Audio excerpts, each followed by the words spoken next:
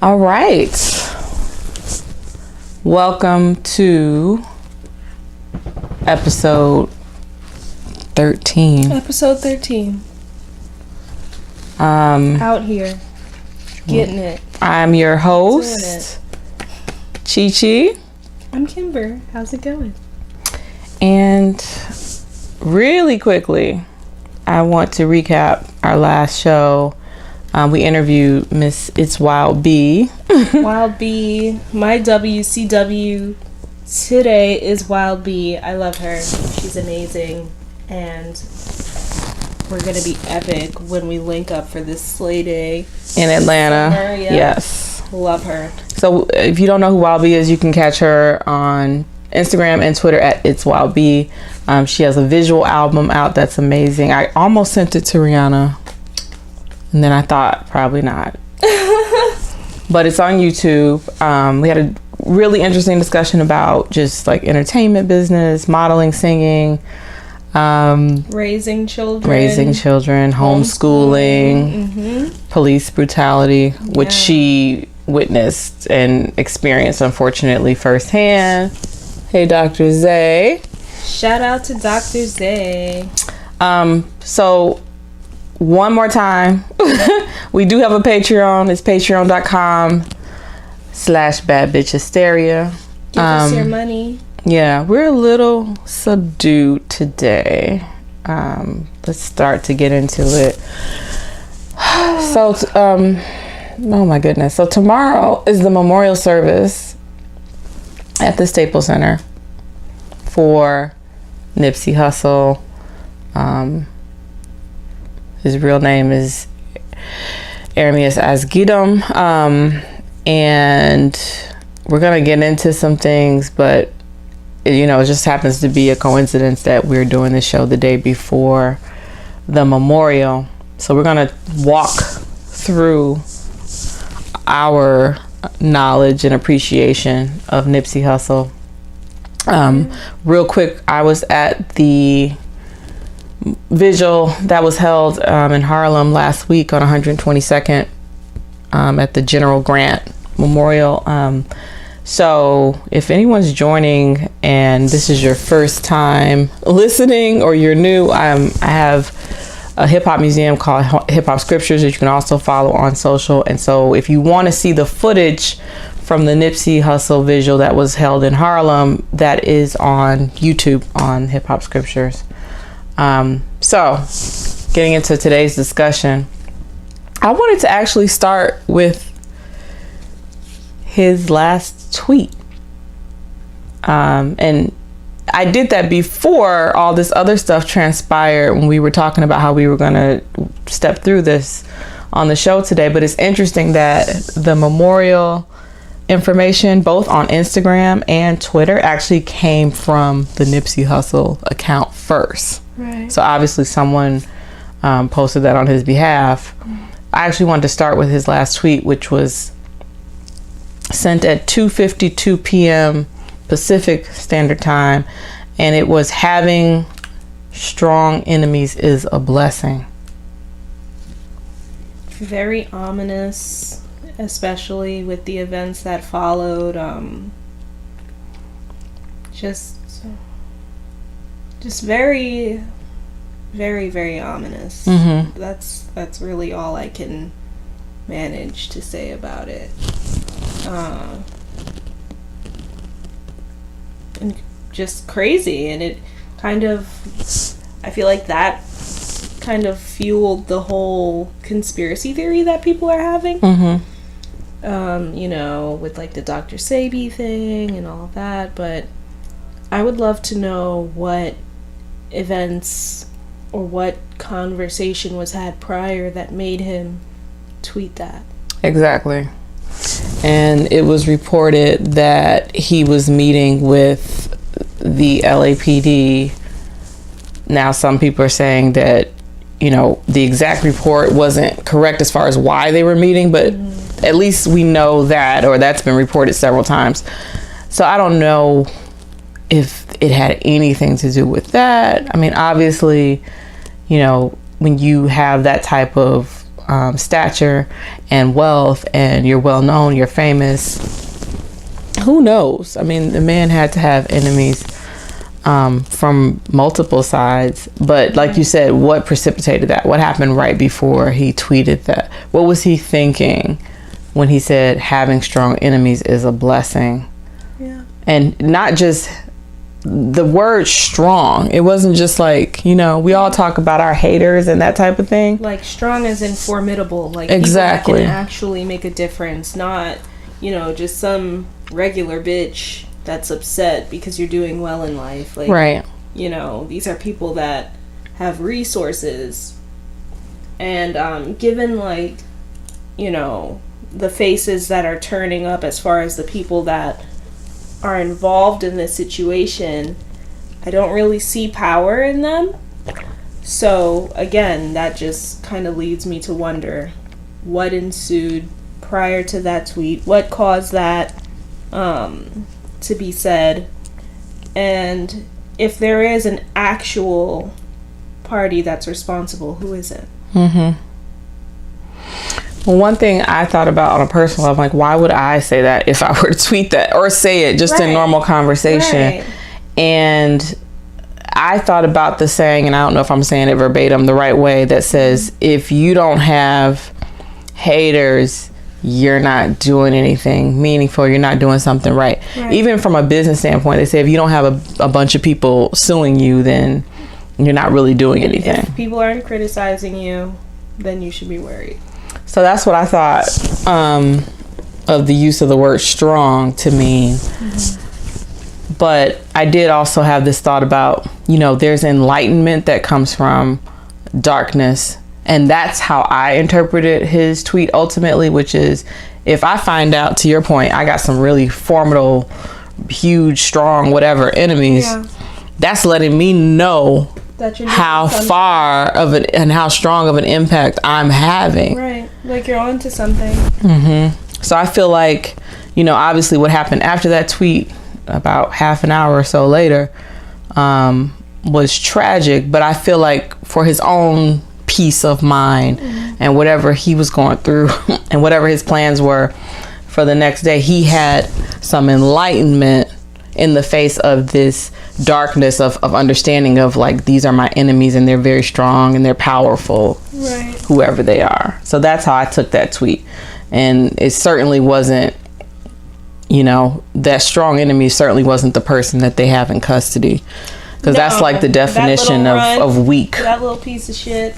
Yeah. You could look in his face and see that he has nothing going for himself, and I'm sure he would be easily paid off to do something or driven to do something by his own personal feelings, because apparently that same person was in a photo with him from some time ago. So, you know, who knows? Rap Child said, I took that comment as saying he was bigger than rap, or it was bigger than rap, and that he was reaching new knowledge. I can agree with that. You know, everyone, the thing about it is, for me, it's kind of hard because I never, you know, I'm very detached from hip hop. Yeah. And that's why it's a running joke that I'm sitting here with you, because I'm extremely But it's detached. It's not, because the beauty of this platform is that I wanted to represent women who are consumers in it, what have you. And we've had, you know, so many interesting topics and guests. And I think that, honestly, my opinion, I think the majority of women who are hip hop fans, using quotes, aren't represented by someone who's just able to spit a whole bunch of facts about hip hop. Right, that's true. But that doesn't make them any less part of hip hop or any less of a fan. Right. It's just that the way that women are fans versus the way that a man or the majority of male hip hop fans is different. It is. And that's why this is popping off pink. Hello. To make that distinction. Hello. But it also helps to have some the balance, right? Yeah. I think if it was two of you or two of me, it just wouldn't represent that audience. And I think that that's one of the reasons why still the majority of our fans are men, because they want to see that dynamic. Yeah. Well, in any case, I do agree. But I said all that to say that I never listened to any of his music. I don't even know what he sounds like to this day, especially now. You still haven't listened to any of his music? Especially now, I can't listen to his music. And I would hear his name, and I would see, like, you know, pictures of him. I think, like, the most recent thing I had seen, or when I started to pay a little more attention, was the spread he did with LaurenLondon. Yeah. That's, like, when I was like, okay. Like, I sent that to somebody. I put a face to the name. I was like, we got to do this one day. If you ever grow the fuck up. No, ooh, okay. I did send it to someone. But yeah, I sent it to someone because, like, the style of the shoot and the clothes that he was wearing reminded me of them. So that's what led me to, like, you know, share it. But yeah, I never really knew him. But I could see that he had a very beautiful energy about himself. I could see that he had a very, like, kind heart. And for people who are like Chi and myself, that are very sensitive to spiritual energy and are very aware of things that not everyone typically pays attention to, those things were what jumped out at me.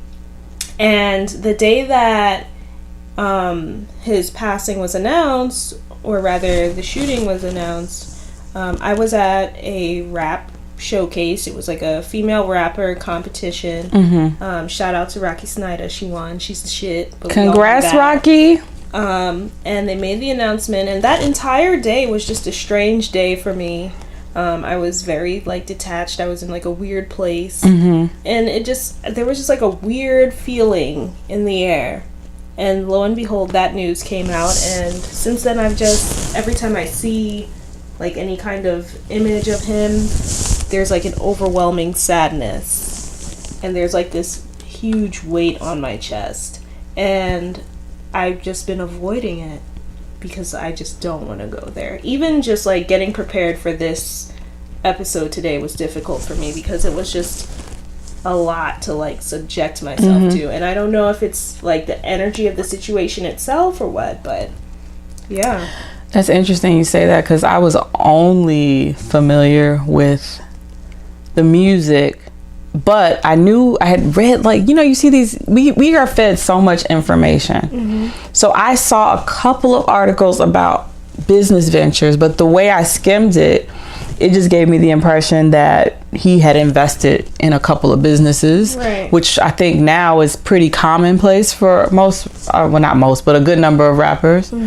I didn't know the level and the scale. Like, I didn't find out about the STEM program that he had for the kids in the community until after he passed, for example, right? And I knew about the clothing store, but I didn't know about all these other ventures. I think someone tweeted he had 18 businesses, and when you see how they all come together, it's like everything that we say we want, and how we want to move forward as a community, Black community in particular, and he was already actively doing it. Yeah. Right. But going back to the, not so much the tweet, but just like that element of strong enemies, I started thinking about, okay, so this man was having a ridiculous impact on Los Angeles, his community, and I started thinking about other people who've had huge impacts, and I'm like, okay, so who were their strong enemies? Right. You know, if we just start with Martin Luther King, for example, so who would have been considered his strong enemy? Hate is like a big force, a big driving force, and it's what motivated his assassin. That's what I would recognize as his enemy, hate, because I feel like, you know, his presence and his overall life is, in a sense, greater than most of humanity. Because there was that one instance where he was doing a book signing and a woman stabbed him. Yes. And he said that if he had simply sneezed, that would have been it for him. Like, the fact that he got past that, you know, I feel like he was greater than like a mortal enemy. I feel like it was literally just hate that was his biggest enemy. Rap Child says, as rappers, music is how we talk. Because myself, I can't hold a conversation for shit, but I can rap really good. Well, I'd hope so, Rap and Child. She said, he said she has to listen to his music, but do it on your own time. I will at some point, I guess. I don't know. I can't promise that. There's just something about the whole situation that, you know what I'm talking about. I actually, believe it or not, I didn't listen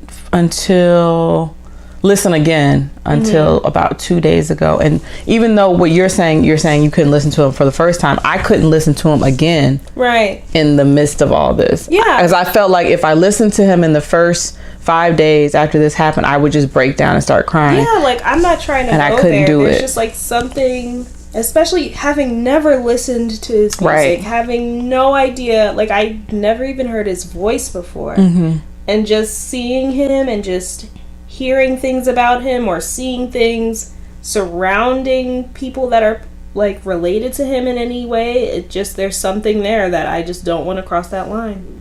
Yeah. I don't. So what you said, I think, was really wonderful about Martin Luther King. His enemy, his chief enemy, was hate in whatever form that took. Yeah. And I think about Malcolm. Oh. Man, he had so many enemies. I mean, hate would have been among them. Absolutely. But definitely I put Malcolm in the same sentence, and there's pictures of them together, as Muhammad Ali. And I remember the Spike Lee movie, at the end of the movie, there was Ossie Davis talking about how Malcolm represented our manhood, our black manhood, right? And so there's anyone who was an enemy of that, you know, and just the way he was, I guess, cowardice itself. You know, these things have their own energy. Yeah. That was the enemy of Malcolm, because you look at his interviews and he sit up with the white reporters and just read them for filth, and didn't blink every time. Didn't blink. Didn't seem like he took a breath in between whatever it was he was saying. And Tupac, it certainly wasn't, you know, the East Coast. You know, they had that East Coast, West Coast. Tupac, frankly, I feel like it was just nigga shit. There's no other way to say it. It's just that, you know, that hood shit, the code, things that we don't understand as listeners, that tends to run rampant in the rap industry. You know, like, I feel like that was literally just maybe someone from somewhere from some time ago put a hit on him. You know, he was shot here in New York, and unfortunately, those people that shot him in New York had ties to others that I won't name in the industry. So I could see why that at first that was the chit chat, which unfortunately, you know, Biggie passed a few months later, but it was no connection to Biggie. I'll say that much. Right. But it was connections to people that were in the industry when he got shot in New York. Yeah, I think that's kind of beyond our understanding, because ultimately, to me, it all means nothing. No matter what they say or why they felt it necessary.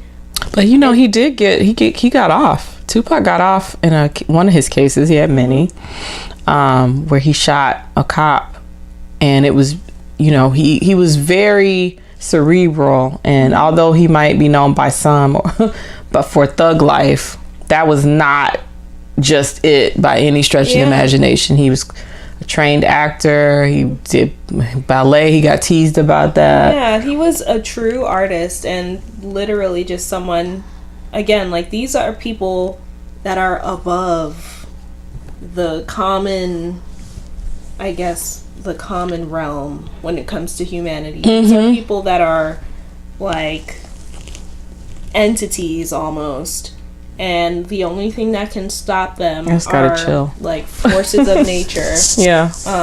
But as far as Tupac goes, I feel like that was solely just hood shit that we don't understand. It's funny because I don't know about you on a personal level, but I've gotten teased, and we've gotten teased collectively for talking about spirituality and mental health and that type of thing on this show. And then stuff like this happens, and everyone us on this show. Quite a few people that listen. Which one of I think it was mostly in good fun, but glazed over, half sleep hoes talking shit. It's all right. No, but they're gonna be the same ones crying and shook up. Or I guess those are the same people that post that they sage and twerk at the same time. Probably that dumb shit. I guess that's who. Yeah. But no, what you just said, like, it really does now. If you're listening and if you share this particular episode, I think it really does bring full circle that tweet, right? Absolutely. Because what you just said, he's in the same realm as these other folks, like the Tupacs and the Malcolms and the Muhammad Alis and the MLK. So in that sense, not knowing what was going on and not having the full picture of what was going on in his mind when he sent it, having strong enemies is a blessing. Kind of makes more sense in the aftermath of everything, because essentially he realizes his value or his place in life, and typically when you make that connection, that's when you're on your way out. Interesting. Well, one thing I wanted to highlight, I've seen a couple memes floating around. I've seen commentary for people who were like diehard, Nipsey fans. Rap Child said they better not be talking about this show. We will send you a list of names so you can get at them.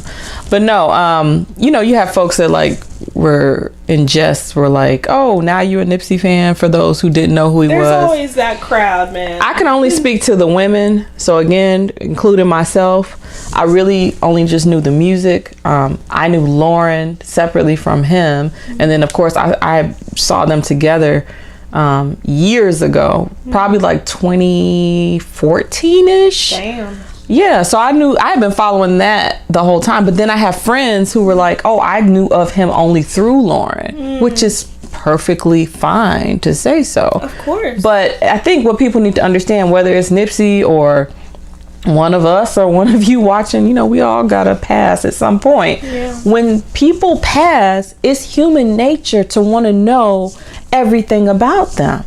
Yeah. That's just normal. So even if you were a fan of the music, or if you were one of these people out here who was just like diehard Nipsey, that's all you listen to all day, every day. Look, everybody else, it's a high profile case at this point. Yeah. So of course people are gonna, and a blessing for us and for him and his legacy and his family is that as people, in our OCD-ness, when someone dies, we found out good news. Yeah. And then we found out better news. And then we were like, holy shit, I didn't know he was doing this. Why weren't more people doing this? What really pissed me off? Tell me. What pissed you off? I just remembered, and I didn't even put this in the notes for the show. Oh. So, y'all know every move that every illiterate celebrity makes courtesy of the Shade Room, that has probably 15 million followers and probably 50 million reach or something like that, right? So an exponential reach. Let that sink in for a minute. Right. But you didn't know what Nipsey was doing?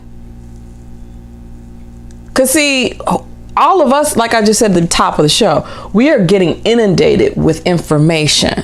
That's why the couple of articles I saw about his investments, it was like, okay, he's investing in some business. Awesome. Great. Didn't really get into, but if you got a microphone like the Shade Room, why the fuck didn't y'all tell us about the STEM program that he was putting together for these kids to connect them to Silicon Valley? But then when he passes, oh, now you got a billion stories courtesy of TMZ and the Shade Room. But that's what you should have been using your microphone for was letting us know what the fuck he was doing. That's why that shit is called the Shade Room, because they're all about shade. They're all about the dark. They're all about the dreary. They're all about the trashy. You know, someone, I remember I did a campaign for Niche. Shout out to Niche Swimwear. Hey, Niche. And we were featured on there, and someone was like, the witches at the Shade Room never tag the models. And I'm like, well, goddamn, but, you know, not the witches?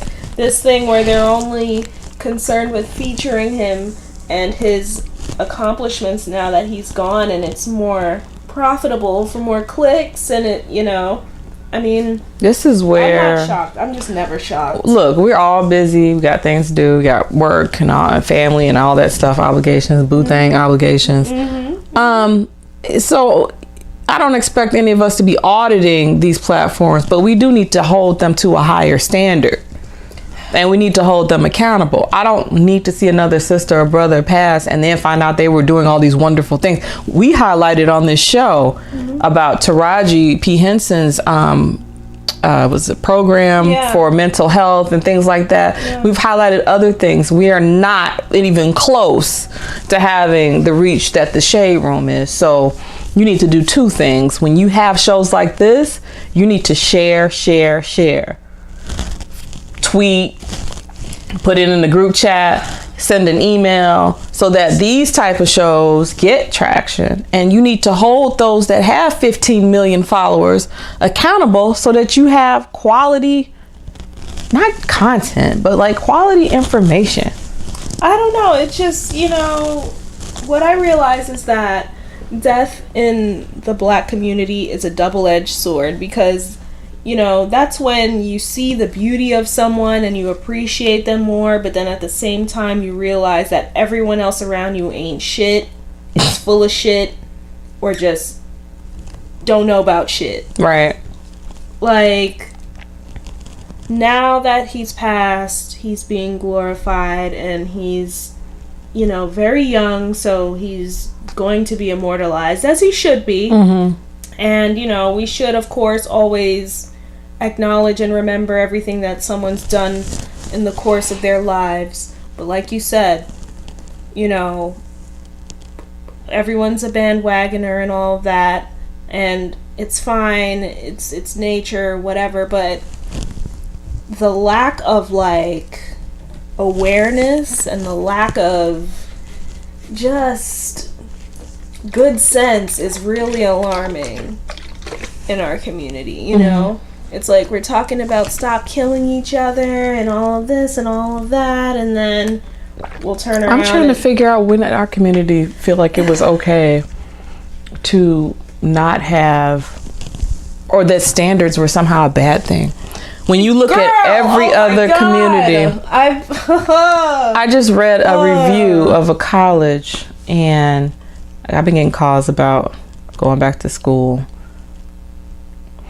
which I never liked school to begin with. So I started reading some reviews, and it was like, oh, all the people at this school from, I don't want to call any particular group out, but let's just say a different speaking language. Okay. They all hang together, and if you try to talk to them in English, they'll start speaking in their language to try to pretend like they don't know English, when obviously they know English if they came here. And all the international students stick together. Why do you think that is? It's not just about the fact that there's familiarity. Obviously, you come to another country, you're going to stick together.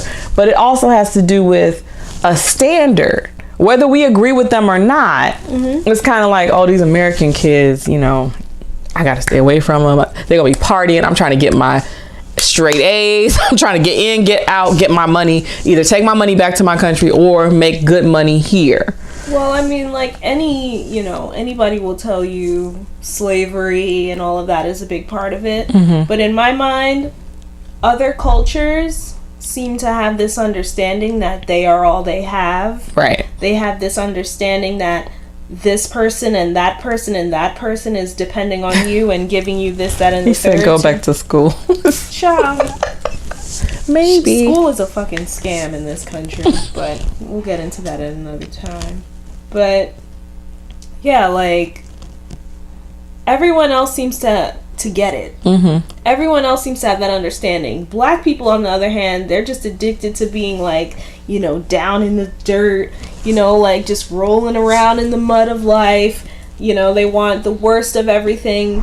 Like the way people tried to slit my throat because I said that Cardi B caters to a basic audience, essentially defending someone that encourages you to be a slack ass, slut ass, jailbird, you know, like defending a genre that perpetuates STDs, jail time, scamming, like, yeah, I mean, I don't know why we love it so much. Even gangs have, I mean, Rap Child spoke to it earlier, the politics of LA gang. Even gangs have order. Khalid Anderson, you have to have order. We glorify our oppression. That's it right there. Thank you so much. Yes. That's it. We love to struggle. We love it. We like it rough. And instances such as this, where a great person suffers at the hands of fucking loser, right, is what brings this forward. Like, where we can actually see where the pitfalls are in our situation. But to your point, and to Khalid, one thing I noticed, you know what it's like to be like advanced, ahead of the class, right? All the time. So I was happy that a lot of people seem to have caught up to what we should be valuing, right? Because for so many people to have such an emotional response and to be in awe of what this man was doing means that you do value these things. You don't not be living it currently or celebrating it or finding platforms to do that. You'd like to have it. So that at least gives me some semblance of hope. I have no hope for these hoes. I have no hope. I'm just gonna keep talking like that angry grandmother. Oh Lord. You know, just wanting the best for everyone and seeing nothing change, because frankly, you know, we live in a system that makes us believe it's okay to continue doing what we're doing. And people are just buying into it. You know, everyone's just milli rocking and dabbing into oblivion. And are in fact just completely unaware of what really matters and what's going on. We're in a system that makes you detach from virtues that you should have and cultivate within yourself, that detaches you from things you need to know about and be conscious of. For what? Well, speaking of buying into things, as we educate, get a little closer. Okay, so two things. First time I heard Nipsey rapping was 2011, like early 2011. God. Wow. And I was like, who is this? Been out here. However, his first studio album was Victory Lap, which was his first and last, unfortunately, unless they released something posthumously. And it was nominated at the Grammys. Seemed like a long time ago. It was just February, for Best Rap Album. That was announced in December, and at the time it was equivalent to 160 album units. I can only imagine what it is now, because just his whole body of work since he passed, getting back to the music, has, now this may have even increased, but last I saw reported it was a 3,000% increase in his streaming numbers. And you know, he was independent basically before the Atlantic partnership. Now, he did not win that Grammy, and at the time a lot of his fans, and some just hip-hop fans everywhere, were just like all up in arms about that. That award actually went to Cardi B, but Nipsey did, you know, I think on multiple platforms, multiple social media platforms, made it a point to kind of come out and say, hey, when it's your time, it's your time. I mean, I'm paraphrasing. I don't remember exactly what he said, but it was something to that degree. And I had listened to, like, I told you this, like a handful of songs off of Victory Lap. I'd never sat down and listened to it from the beginning to the end, and I finally did that like day before yesterday. And so then I was like, oh, okay. And then it reminded me of why real artists really put their tracks in a certain order to tell a story. Because then when I was like, oh, I heard that song, skip. But I was like, no, go back, listen to everything together. And it really, I understand now. It's a progression. Two things. I understand why it was nominated. And I understand why people were pissed off that he didn't win. Well, which kind of brings me to the state of hip hop, which we talked. It's a changing state. It's fluid. We talked about it on almost every damn episode. All the time. We talk about that. I do want to kind of put this question out there for you guys. Like, has the definition of hip hop changed? Because I feel like the old heads always love to point to J. Cole, which we love, and Kendrick. But, you know, they would always point to them as like the purists when you look at just how the ones that are keeping to the formula. But didn't it start with community? Didn't we start with gangs calling a truce and coming together way back before we were even thought about being born? So I feel like, you know, J. Cole and Kendrick, they deserve their accolades, but when you put the whole definition together, which includes community, we forget all the 9 elements of hip hop. Then it's like, this man really was doing all of those things. When you look at him, like the Marathon store, almost all the employees were ex-felons.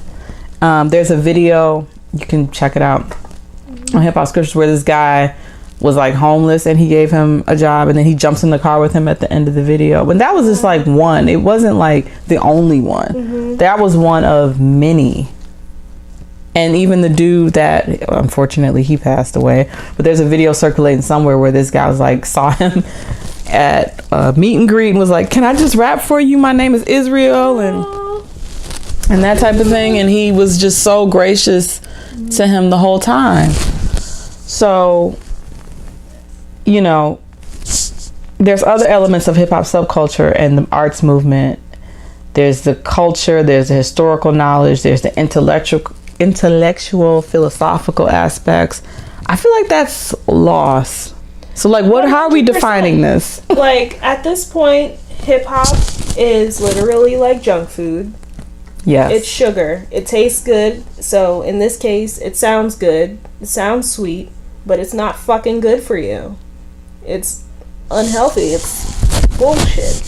And, you know, I keep saying this and I'll keep saying it. Music is reflective of the time, and it dictates how we move as a people. Because the moment Future said, you know, fuck these hoes, don't chase these hoes, chase your money, everyone's got their mask off and they're in their bags and so on and so forth. And if we were still in a place where hip hop used to be, things would be different.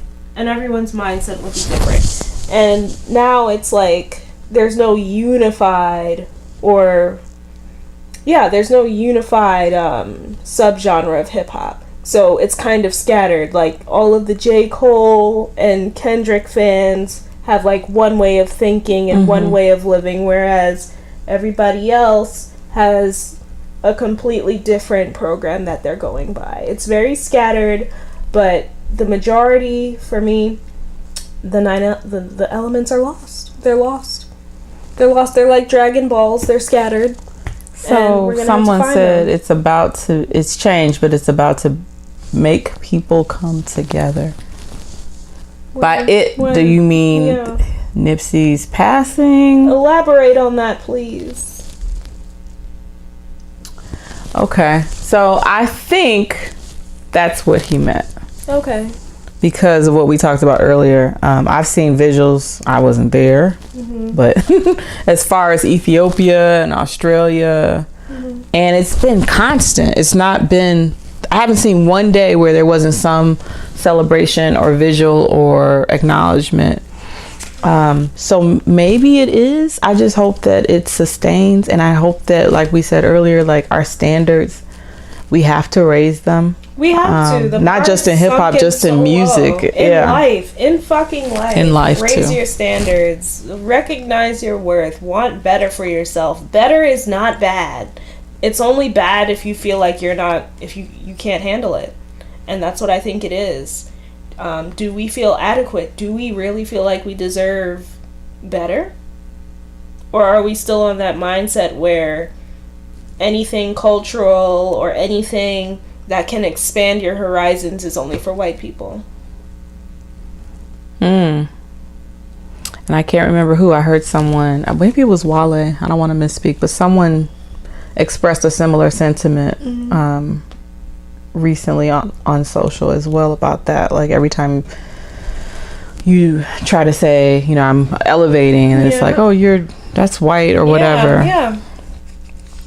Well, I want to talk about the women. Oh my gosh. So we represent, as we stated earlier, you know, different aspects of the women in hip hop, because they're not all MCs. They're not all hardcore hip hop fans. Rap Child said, I was saying music is about coming together and having a good time. But rap game has changed. It's not all bad. Yeah, that's true. Yeah. But when I say the women, I am speaking about LaurenLondon. I was not expecting her post when it came. I honestly thought we weren't going to hear from her for probably weeks. I thought she was going to be like in recluse, and even the words that she said, I couldn't imagine for myself, like I wouldn't be able to put anything into words to like capture the loss and the devastation. Like, she said, my protector, my sanctuary, my best friend, and on and on. And then at some point in the words, she said, I don't have the words. So it was like, you really felt like she was just typing off the cuff, and still was just like, I'm still lost and I don't really know what to say right now, but I'm just wanted to say something, because God only knows how many times the woman had been tagged, even in that short time, and it wasn't all malicious. It was overwhelmingly people who were really keeping concerned, lifting her up in prayer, and all that jazz, and that was great. But like, she hasn't even had time to like process it. Right. Like, that must be hell. And then the pictures, you know, the pictures that she posted with the two of them. Yeah. With their son Cross, with the whole family. It was just a lot. And I was just, it just like, you know, it's like this. You just kind of have these ups and downs. We're speaking as people that don't know any of these folks personally. Yeah. And I've seen other of you say, like, I don't know, like, every day I wake up sad about this. And it's weird because I didn't know him personally. Yeah. I've seen that sentiment time and time again. So at that point, it wasn't like I was like high, like everything was normal, but I feel like I had kind of plateaued. And when I read her post, I just went back down again. Yeah. And I was like, oh my God. And I just, like you said, we're both very empathic and spiritual. It's like, oh no, now I'm like putting myself in, not trying to, but putting myself in her shoes. Thrust into the feels. Then I saw, and I never had seen her before. I never heard her name. Then I saw the post by his sister, Samantha. And that, I don't even think, I purposely haven't went back and read that one. Because when I read it, I start crying. Yeah. And to think about, you know, that sibling relationship and her kind of also saying all the roles he played in her life and their life collectively as a family, and saying, I got Lauren, I got all these people, I got Sam, I got, you know, that was tough, man. Yeah. I've just been avoiding it altogether. Like, I just feel that weight, and I'm just like, And then yesterday, was that yesterday? Mom? Yeah. I'll let you speak on that. I don't even know. I have no words. Miss Hussle, Mama Hussle. I was right there with her. I loved how steadfast she was, how strong she was, and she said something that I have always said and felt about death. While I avoid it as much as I can, because, as you just said, very empathic. I don't go to funerals because I cannot take all of that. Right. I cannot, ugh, no thanks. But she said that this is how it's supposed to be, that this is all in divinity, that this is the plan, that this is all God's work, and that death is not to be feared. And I wholeheartedly agree with that. One thing that we get caught up on is our shit and the circumstances in this physical plane. We are always saying, oh, gone too soon, or if someone dies young, it's a waste. Right. No, we live out the lives we are supposed to live, and time and the universe don't give no fuck about your kids or whoever or however much money you got or whatever you think is worth keeping you here. We all go when we're supposed to go, and we all do what we're supposed to do in that time that we're allowed. And I loved her for coming out and saying that. She came out and comforted us. This is the woman who carried him in her body, raised him. If anyone feels the loss. And she came and comforted us because she saw how much of an impact his life, I don't even want to say his death, is continuing to have on the rest of the world. And she said, oh my God, let me let me come out, settle down now, and comfort this is just them. how it has to be. Like, she has a clear understanding of, oh, bless you, live forever 100. Bless you. Said Rap Child 100 sent me to check you guys out. Appreciate you, and Rap Child who had to go. Thanks.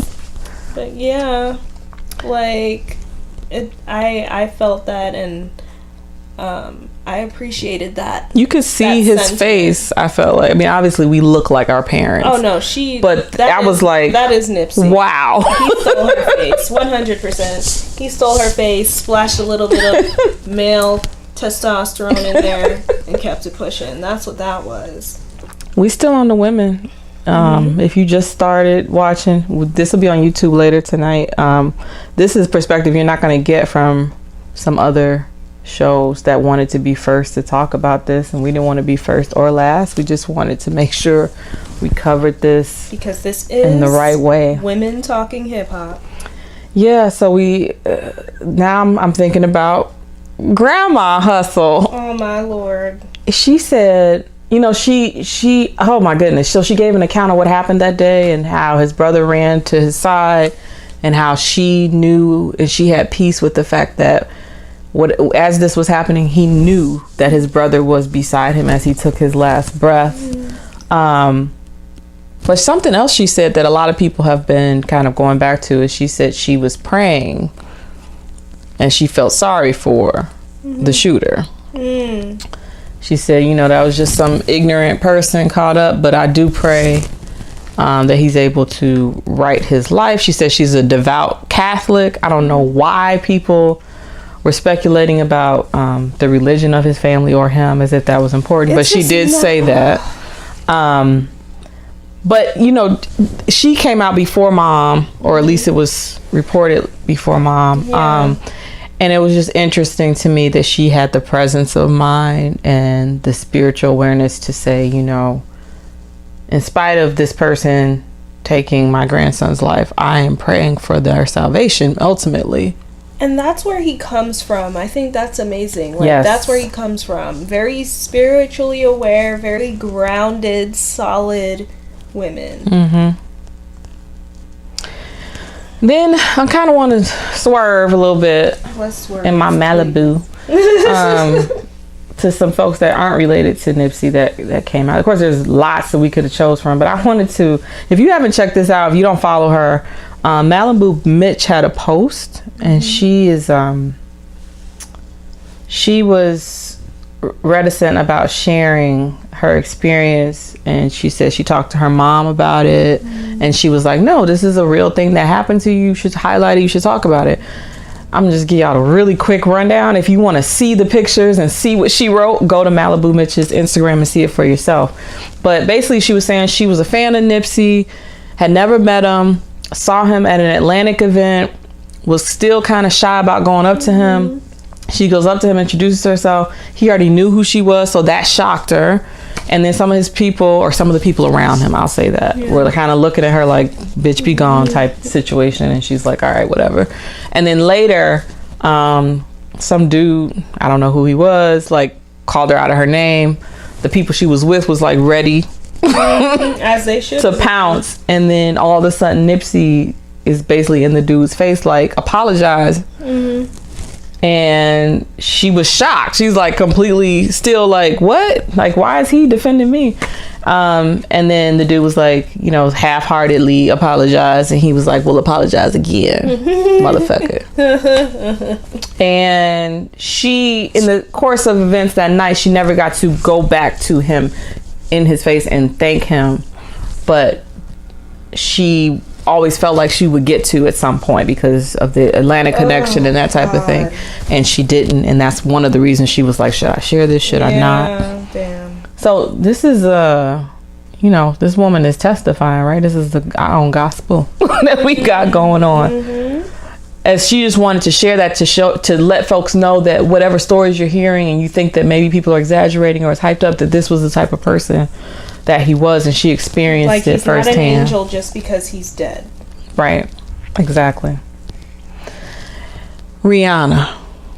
Her post was one of the first ones, I would say, from celebrities. And, you know, you tend to read things in people's voice. And so the way she wrote it and she had the exclamation, it's like I was reading it and I was hearing her say it. You know, she's like, I can't believe this. Like, make it make sense. What about his baby? And she posted the picture of him at the Grammys with his daughter, Emani, who I'm not sure the exact age. I want to say between 8 and 10, maybe. And I think a lot of folks who either knew of Nipsey or didn't know of him were surprised that Rihanna knew him and spoke out so quickly. And then about a day or two later, I think there was a statement and there was a picture, a childhood picture that Beyoncé shared, which is like, you know, the mother of all Black celebrity. And then, of course, you know, it's also interesting. We talked about this, unfortunately, when we were talking about Kim Porter's death. When she shared the picture of Kim, who was just fucking gorgeous, people assumed, but they were like, wait, but they're not the same complexion, but they have similar, you know, from the childhood anyway, pictures. They thought it was a picture of B, and then people had to explain, no, this is Kim Porter. This is a different Black woman. So what's beautiful about Beyonce's reach is when she does share, even though it's an unfortunate circumstance, those types of pictures, it then educates her large following, her large fan base about like who these people are, because Beyonce posted it, so I have to pay attention. Of course. But I do want to, you know, we talked about all the other family members, the women who share such great posts and perspective.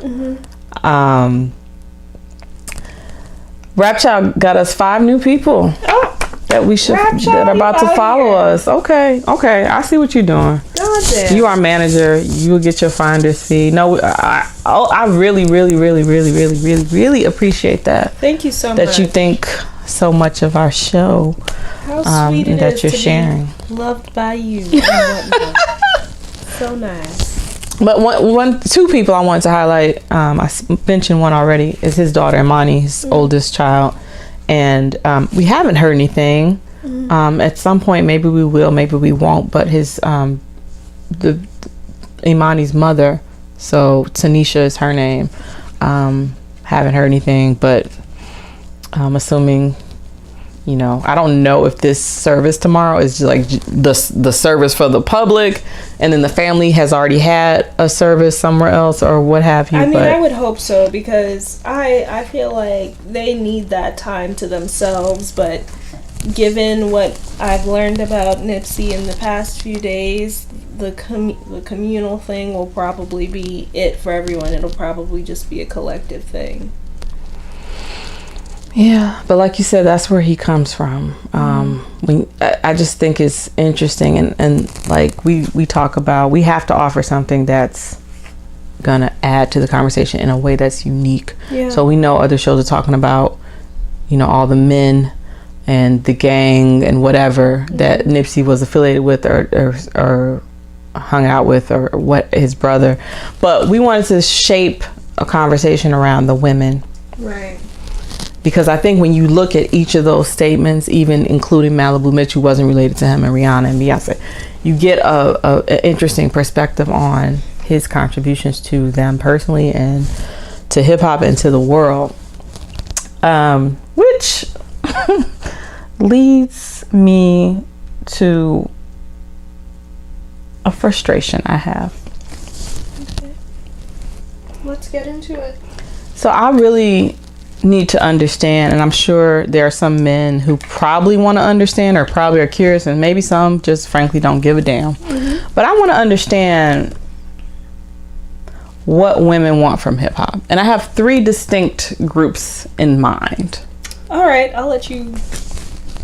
The first group is we have emails, DMs, comments from so-called folks that were hurt when women were denigrated, and black women in particular, and even further, depending on who we're talking about, darker skinned women. Yeah.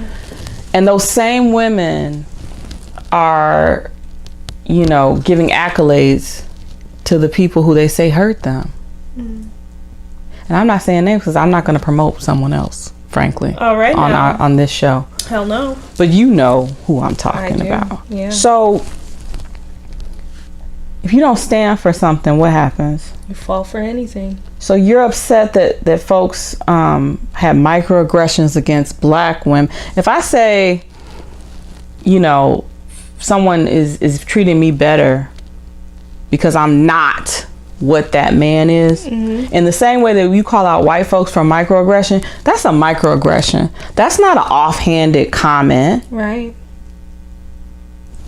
So just because it's another person of color doesn't make it any less a microaggression. When you make that type of statement, there's a whole narrative that goes with that. So when you say something that is clearly a microaggression to somehow insinuate that black men find black women less of value, I'm not brushing over that. No, you can't. And then you black women and other women of color and everybody that's a woman in hip hop, but I'm specifically talking to women that look like me, you celebrate these people. You tune into their shows. Why do we even have a hashtag women in hip hop? For what? Because clearly it doesn't matter what anyone says about you, whether it be man, woman, white, person of color, as long as they have the right platform, you're going to turn the other cheek. Essentially. Yeah. So that was group 1. That was group 1. Group 2 is the women that I like to call the hip hop affiliated. If they see 50 Cent, they're going to run over and take a picture with him. But when it's time to talk about the impact that hip hop has had on the world and how it continues to be mainstream and used in every freaking commercial and everything else, they are not a voice. Hip hop's a dirty word. Hip hop's a dirty word when you're sitting across from your boss. Until he tells you that he met Jay-Z. Then it's cool again. What do you want? You want to be affiliated, but not really. You want to dip your toe in, but not like, I'm not really hip hop, like I'm a princess, I'm corporate, I'm whatever. Hip hop is fun. Yeah. Like I listen to it when I'm mad. I listen to when I'm going to the club. But like I'm not like, Oh my Lord. Basically, you don't want to be conscious. Yeah. And you don't want to give hip hop its just due. And we only got 40 seconds left in this live. You can catch the rest of the show on our YouTube. So for those of you watching on live, the third group is the ones that go on and on about respecting our bodies and not denigrating and misogyny. And I'm seeing women practice misogyny against women. I'm seeing women objectifying other women. I'm seeing women giving young women, young girls, the impression that you do need to have a certain type of backside and that type of thing. So you basically have co-opted whatever, whenever, however this nigga wants you to do. You've adopted the same mindset as the people you said were being misogynistic towards you or objectifying you. Triflinility. Triflinility. Didn't even give me the option to save. Instagram really did not want me to say whatever I had to say, but thank God we're recording. But yeah, I covered 3 groups. If you're just joining our live, I'm turning to Kimber to let her chime in on the question was, what do women want from hip hop? And I was just ranting and venting. Well, what I get from it is that hip hop is an image of the unattainable for some. Hip hop is the impossible for many. Hip hop is the intention or the goal for quite a few. And when it comes to women, we see the structure that's been established. It's right in front of us. So if anyone wants to fucking argue about it, just go watch your favorite rapper's music video. There's a structure where the light-skinned girl is at the top. She's typically the love interest. And then you have like every other shade in between is just, you know, maybe a point of interest or whatever. And then you have like the darkest girl at the bottom, whipping and working in the kitchen, getting played, you know, always shaking her ass. But the one that's closest to the rapper is always the exotic one, you know. And like there's this whole colorism that's always perpetuated in hip hop, where the bitches that use Sazon and adobo are the shit. Not adobo. And the other ones are just, you know, here, there, and everywhere, and they're a dime a dozen. Like, those are the kinds of things that we are exposed to and we are conditioned to accept. So when we look at our female audience, again, understanding that hip-hop is unattainable, something to be desired, something to aspire to, it's kind of like women are the nerds. Interesting. And hip-hop is the cool table. And while we have no real idea of what's actually going on at the cool table, we only see them passing. We only see the glamour, the wealth. We don't know that, you know, half of these rappers have like STDs and drug issues and abusive behaviors and no real money, and they're in like 360 deals and all of that. All we see is the outside, and we want in. So I think that's what women want: acceptance, integration, and depending on who you are and where you are, if you yourself are a female rapper, you may very well want your respect and you may very well want to get in, but at what cost? There's gonna be a compromise no matter what end of the spectrum you're on. Even as a listener, if you just want for once for one guy to not refer to women as, you know, some derogatory term, it's all acceptance. It's all about inclusion. But again, we only know so much about what it's become, because anything that's attached to the word industry is not healthy.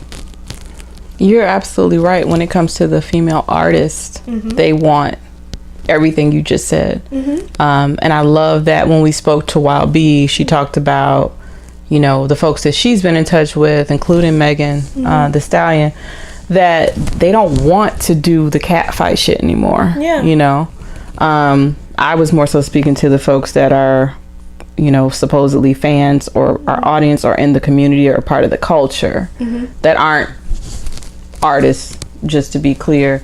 But even Melly recently, I don't know if she deleted it or not, but she was saying how she had been partnering with Meek Mill, and this is all allegedly. I'm just relaying what she said, and she said things had been going well. She had been kind of keeping herself on her P's and Q's, and then she felt like, you know, once there was some kind of, you know, innuendo and she wasn't with it, then all of a sudden she wasn't going to be doing this show that they said she was going to be doing, and all this other stuff. And, you know, a few people, hey Trish DJ, we're kind of like, I don't know if I believe her or not. And I'm like, well, ultimately, whether you do or not, this is part and parcel for what happens when you're a rising star. You're trying to make it. And I'm sure, and it's like no sooner than I said, I'm sure she'll be fine, because I've heard other people bring her to me, because I wasn't familiar with her music at first.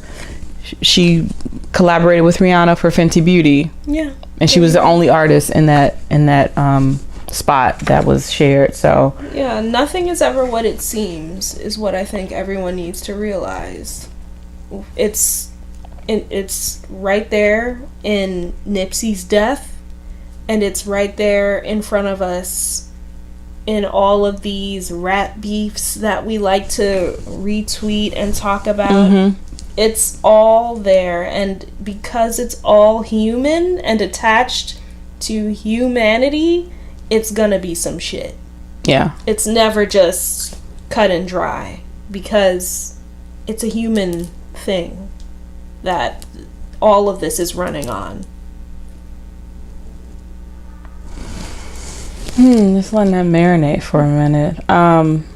So, you know, I guess the question is for y'all, and like you said earlier, the art imitates life. Like, what is it that exactly that you want? Because you have the women artists that are, I think, doing a phenomenal job, especially over the past year. I've seen a lot of unity, and more of the hip hop community is starting to highlight more women. So it's not like just one or two or three. Right. Even from like the fall, when you think about when we did episode 2 and we talked about the fight that happened to now, there's so many more the all artists. Cypher. There's so many more artists in our mouths, right? So that's kudos to them. And we have like a lot of great hopes for the future.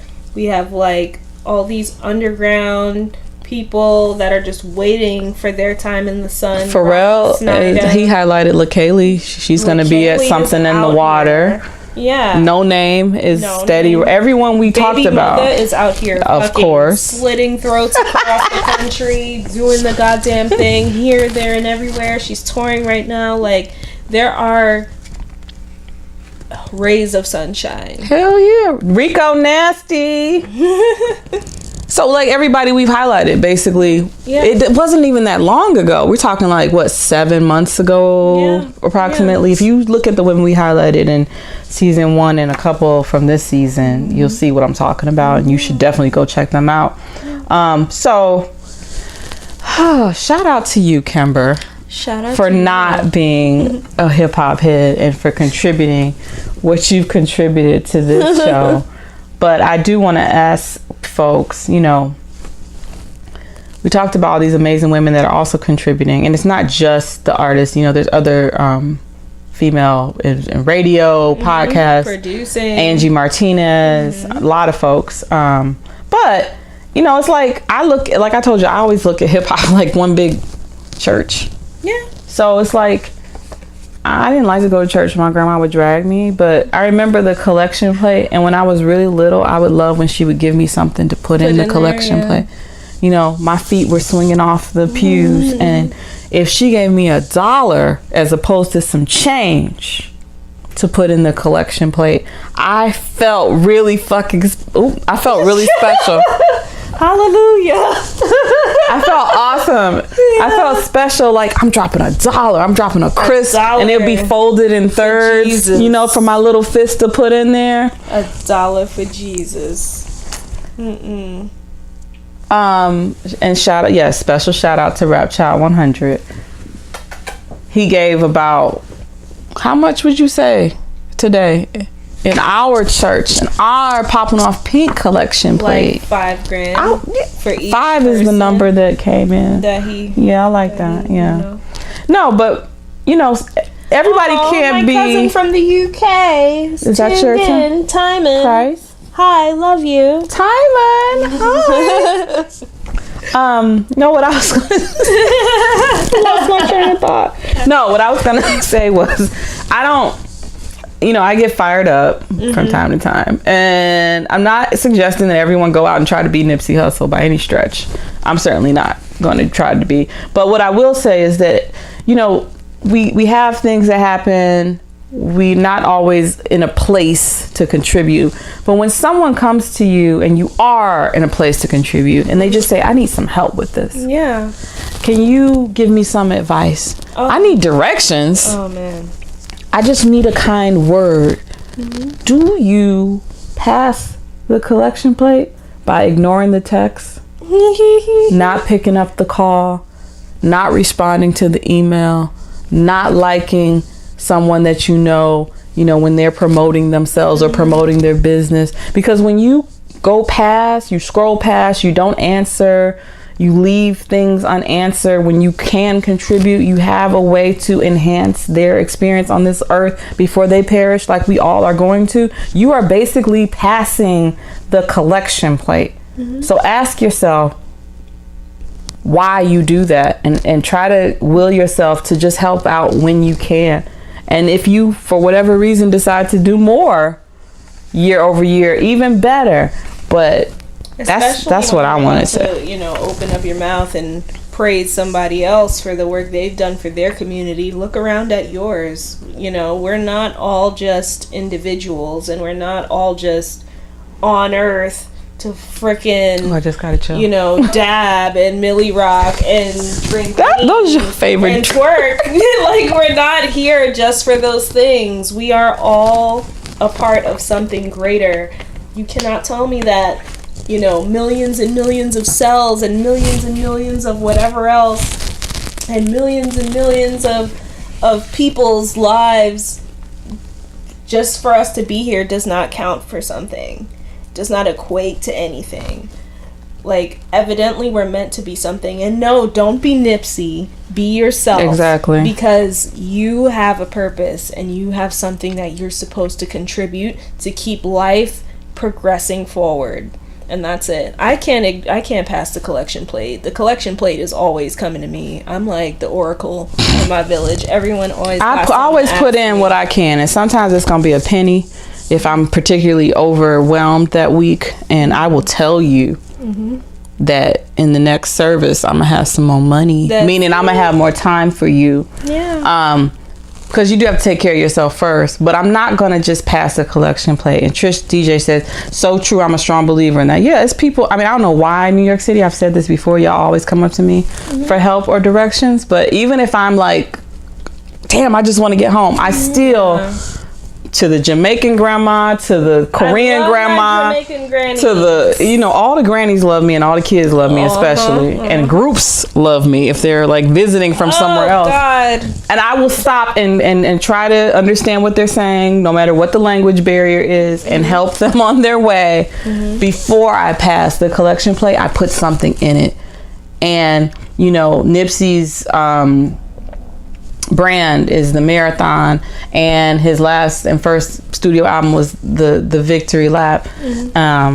I'm still figuring out my purpose, but I'm saying, our time here is a collection plate, whether it's your community or you looking at it from an earth perspective. And before you pass it, put something in it.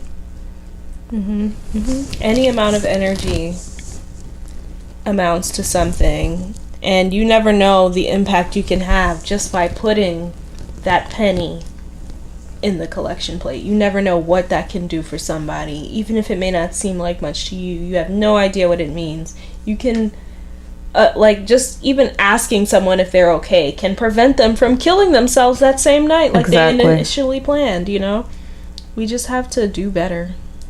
And I want to shout out. Saying that. She's not on our live, but I want to shout out my cousin. I am Duchess Gold, because as you were saying that, I remember she was going through something a few years ago, and then I had like a really, really, really, really like the lowest low point I've ever had in my entire life. And she ended up being the person that I called, and I knew she was going through something at that moment, and she was able to talk me off the ledge. And I will never forget that, because she was like, her situation was like more long term, and she bounced up and out of that. But the fact that she had the presence of mind and love to still be there for me when I was like, it was bad, that's an example.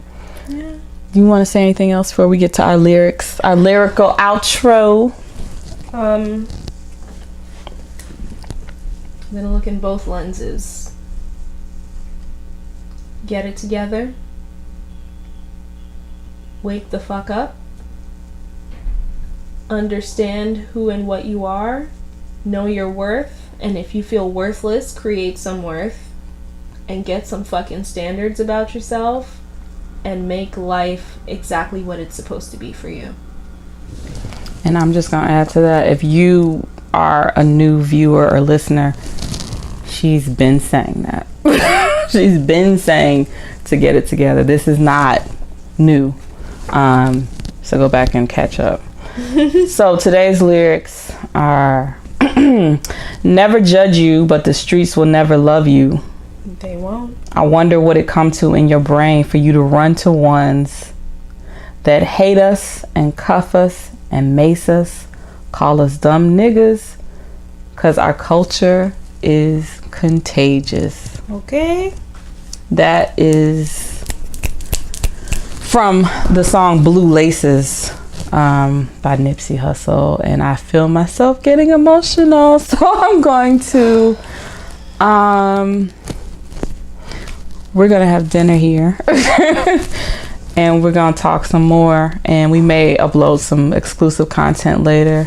Shout out to everyone that joined our live. Thank you so much. Please keep everyone, especially family members and close loved ones of Nipsey in your prayer, but also keep his fans collectively in your prayer, because there's some younger folks that I feel like, you know,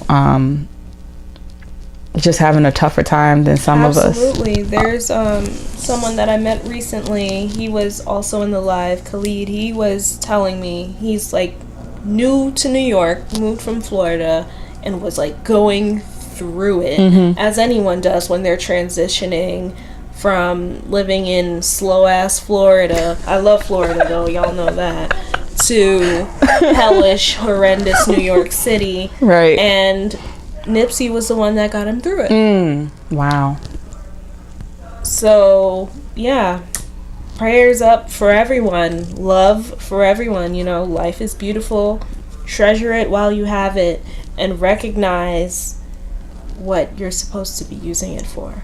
Don't be scared to be vulnerable. And when someone comes to you with that mindset and that they're opening their heart, don't not be there for them. Don't shut them down. Even if, like your cousin said, it may not be right now, but you can say, hey, next time, or give me a couple days. But let's not be there for each other. Fuck the fuckless era. Fuck the no feelings. Yeah.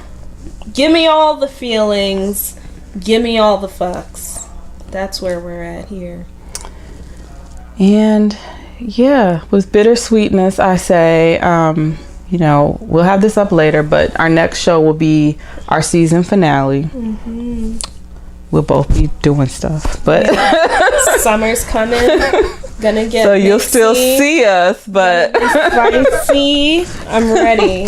That'll be the season finale. I am, and shout out to anybody out there who's fasting. I'm juicing. This is day 3. Oh God. I try to do it like I think once a quarter. So what are you gonna have for dinner? A bottle of juice?